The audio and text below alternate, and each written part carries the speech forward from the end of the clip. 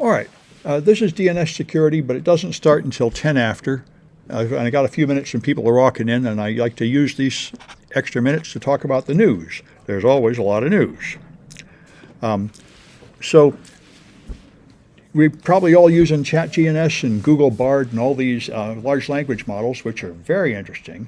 And I'm going to be teaching a lot about that all over the summer at different classes, not this one specifically. But those things, one of the many problems with them is they're very expensive. I've heard reports that it costs them 30 cents for every question of processing, which is much, much more than, say, Google search. And there's huge concern that there's no way to make a valid business model this way. There's also, haven't figured out how to put ads in it. So right now, they're not making any money off it at all. In fact, they're losing tons of money offering these services. And it's so bad that they're not even offering the best services anymore.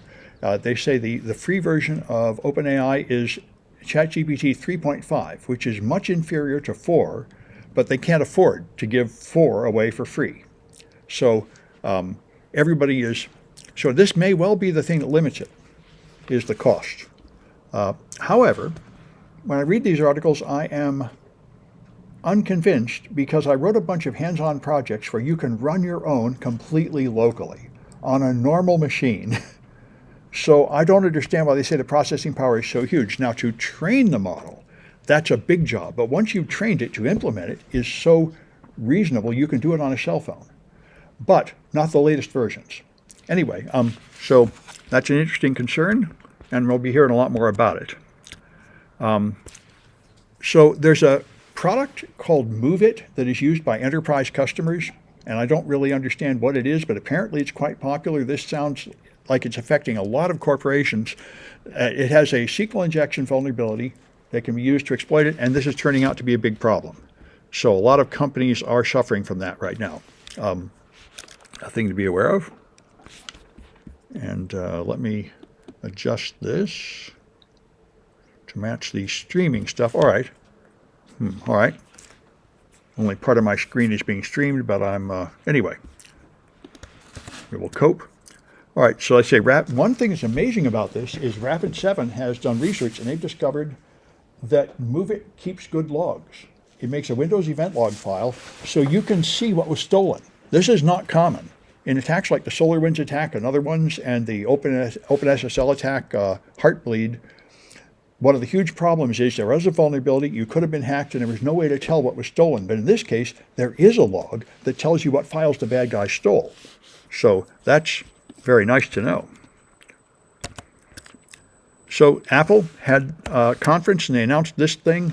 They're wearable goggles you wear cost $3,500 and give you augmented reality. People have been waiting for this for years because, remember, Google had Google Glass, and that was a huge failure. Oculus had this thing like a cardboard box you put on your head, and that was a huge failure.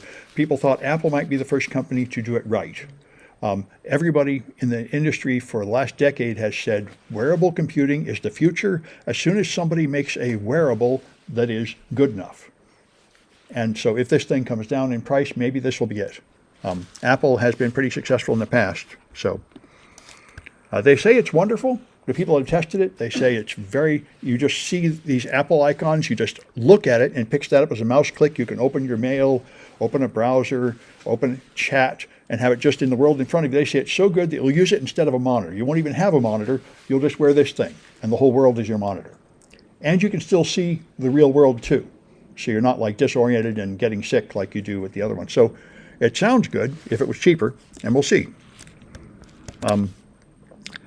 So the Russians have bombed a dam, causing the water supply that cools that nuclear reactor in Ukraine to lose its water and flooding the town underneath it. And this is a war crime. It's specifically listed as a war crime, bombing dams. So we'll see if anything gets done about that. But anyway, the war out there continues. They say the reason they bombed it is because on top of it is a road, and the Ukrainians were going to use that road to mount their counteroffensive. So that was their way of blocking the road. And San Francisco's downtown continues to go through really essentially a collapse. Union Square has now stopped paying on its loan. A downtown building that would cost $300 million just sold for $60 million. many businesses are shutting and moving out of San Francisco because there's no traffic downtown anymore because nobody's going back to work physically.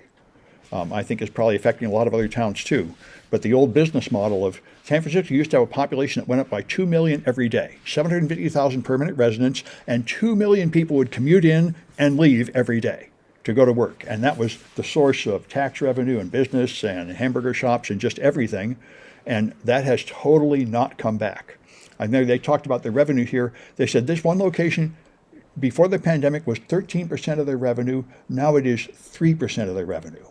So it has fallen to 1/5 of the value. Therefore, it's not even worth having this location anymore. And I think many other businesses are making the same decision.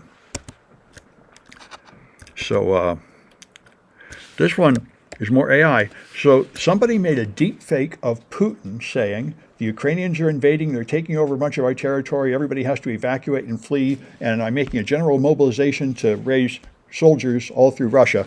And it was a deep fake, and they hacked into our TV station to play it in Russia. So there's been an increasing amount of these things happening. But that's something people are worried about here, especially if you're under election season. You can now make deepfakes to make a politician really look like they're saying something they didn't say and fool voters. And so a lot of people are concerned that we'll have a lot more of that. Anyway, let me stop this one.